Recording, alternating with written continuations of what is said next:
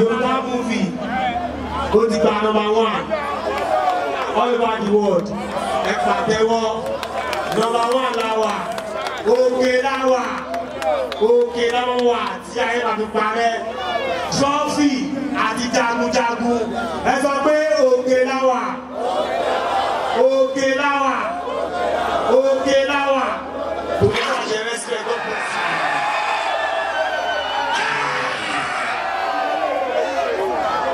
Rally honorable,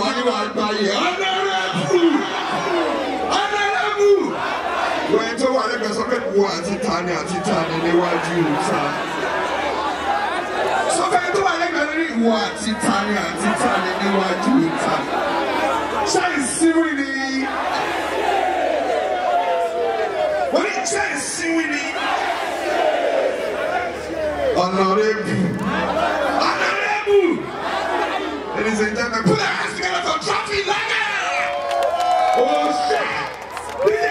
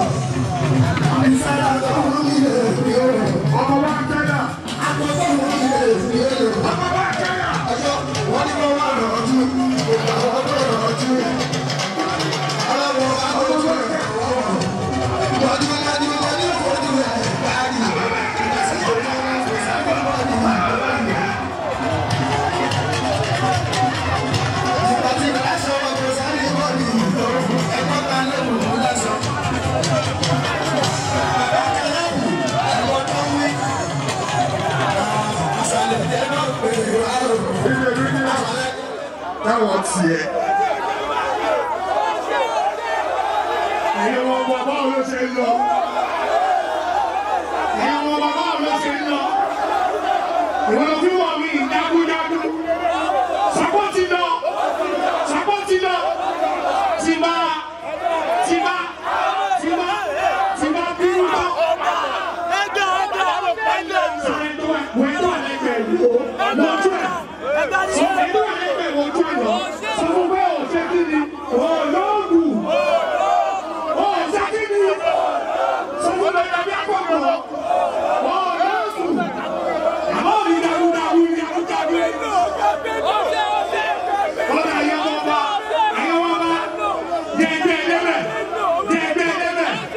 Oya òtún náà.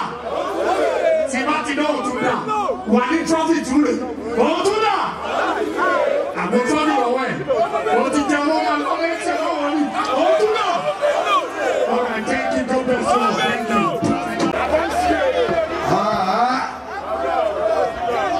Alright, ladies and gentlemen, let's go. Ticket seller. Oh, only Jai Waleni. Jabu.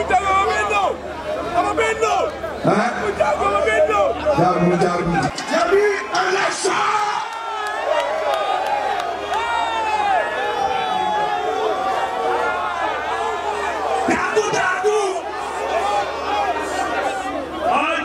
You can die by lifting others, so.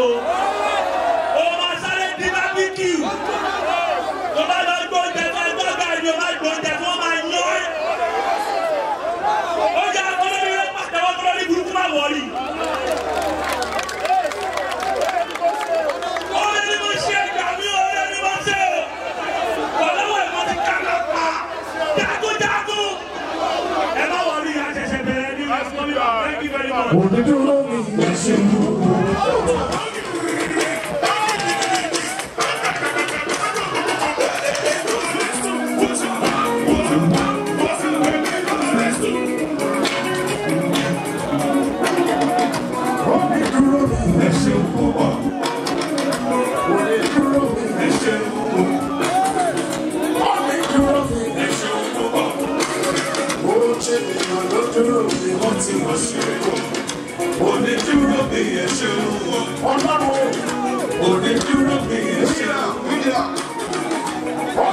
Wọ́n ti kẹ́ ìsanwó ẹ̀ ó lè tẹ́ wọlé first person tó máa jẹ̀bú bíbí.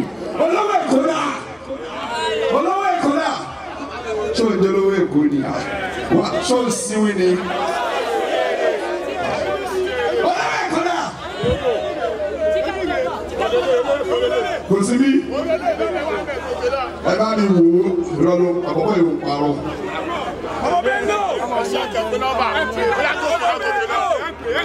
Olówó Èkó. Olówó Èkó. Tó sinwi ni. Ẹgbà mi. Isa. Olówó Èkó lélẹ̀. Ẹjọ́ kó máa bọ̀. Good for you. Okay? God bless. Put your hands together for Kelechi.